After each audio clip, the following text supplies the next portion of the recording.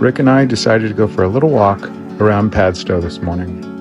The owner of a little shop suggested we walk past Purdue Castle. It turned out to be a wonderful 4-mile loop.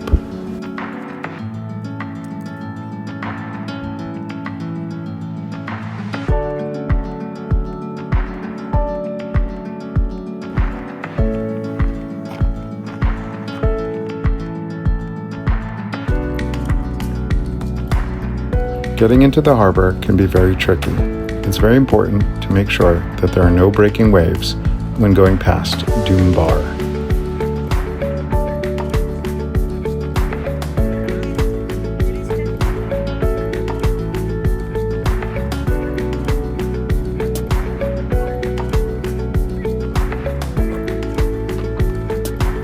Padstow in Cornwall is by far and away the sweetest town I have ever been, and my new favorite place on planet Earth.